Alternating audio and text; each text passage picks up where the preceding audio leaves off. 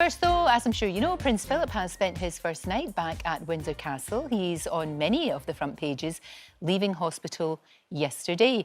Sadly though, that's not the only royal story making front page headlines after US TV host Gayle King shared the news that Harry and Meghan have held unproductive talks with William and Charles. Well, royal editor Russell Myers joins me now.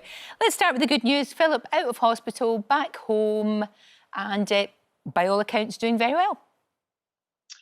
Yes, good morning, Lorraine. Well, we all needed a bit of good news, and least of all the royal family. I mean, that is fantastic news for Prince Philip. He was discharged from hospital yesterday after spending 28 days in hospital. He was being treated for an infection, first of all, and then had a small procedure on an existing heart condition. But as he left, he gave his best wishes and thanked all the hospital staff and all the well-wishers that have been sending messages to see him. And of course, the Queen will be absolutely delighted to see him. She's been without him for a month now. But Prince Charles also spoke yesterday about how thrilled he was that his father was out. He was visiting a vaccination centre in London. Well, that was good, and they'll all be happy about that.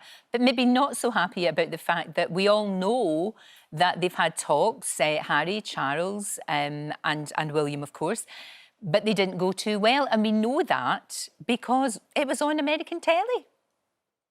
Yes, again, this is absolutely extraordinary. I think the fires are still raging from the Oprah Winfrey interview that Harry and Meghan gave just a couple of weeks ago, and now it seems that they've been speaking to Gayle King. Now, if you don't know who Gayle King is, she's quite a big-time broadcaster in the States. She's not only Oprah's best friend, but she's the host of one of America's most popular breakfast shows. And she was speaking yesterday and revealing that Harry had spoken to Charles and William, and William was saying last week about how he hadn't spoken to his brother, but he was planning to. Well, the Queen wanted all of this private, didn't she? That was the thing. It was supposed to be private. I am baffled as to why that would be out there. And another claim that's come, of course, as we saw, that Prince Charles refusing to take Harry's calls. Maybe he thought, maybe he's now thinking, maybe I shouldn't have taken that call. I don't know. What's going on? Well, this is a pretty explosive situation, and not only did we have the Queen trying to take the wind out of everyone's sails last week, temper it down somewhat by saying, listen, we're going to deal with this, but we're going to deal with it in-house. We are saddened to hear of Harry and Meghan's experiences over the last couple of years, but let's all just get together and try and sort it out as a family. Now, this is not going to do anyone any favours. If Harry and Meghan are going to Gayle King and potentially leaking those sorts of stories, it's not going to do anyone's relationship any good. But as you said, there have been reports that Charles wasn't taking Harry's calls. Now, perhaps this was about Harry asking for more money. We already know that he'd said himself that his father had cut him off. I'm not too sure if there's much sympathy for the 36-year-old man moaning that his father had cut him off financially when he's already a millionaire. However, people I've spoken to have said that Charles was just frustrated at the fact that Harry was kept changing his mind. So listen, this is going to go and run and run and run, and I'm sure the Queen just wants to deal with it in-house, like she said, and not have it all spread over the airwaves of American television. Indeed. It's also been reported, though, that Meghan has kept a diary during her time in the UK that she had with Harry. That's going to be a book, isn't it? Or a TV series or a special or a Netflix documentary. You know, they've got this massive deal with Netflix and they have to do something for them.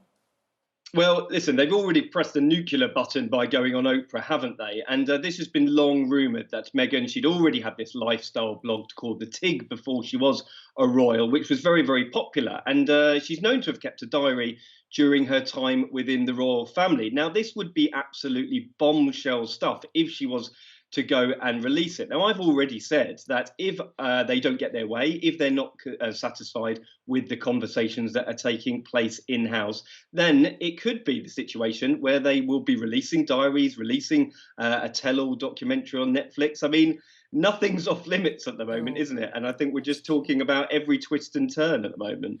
To be fair, though, and one of the things that I think is so sad is all of the good that Meghan and Harry have done and all of the good that they could have done as part of the royal family, but they still are going to go ahead and they're still very, very committed to working for charity, working for, causes very close to their heart.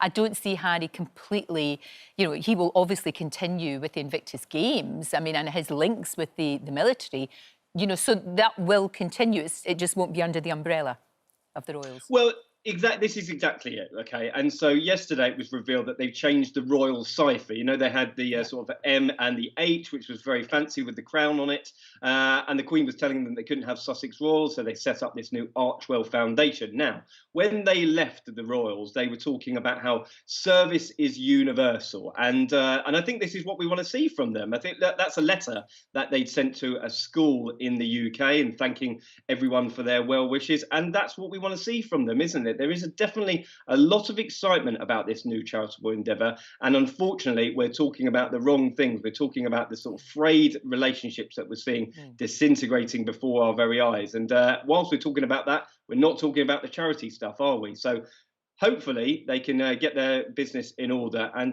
we're talking about more happy things for the future for them.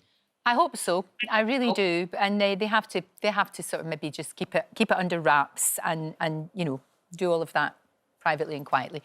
Thank you, Russell. Thank you so much. I just find it all very baffling. Don't forget, you can watch full episodes of Lorraine on the ITV Hub and all the best clips, compilations and playlists right here on our channel. Just subscribe now and you'll never miss an upload. Click here to watch another video similar to this one, or click here to head to our channel's homepage to explore all of our exciting videos.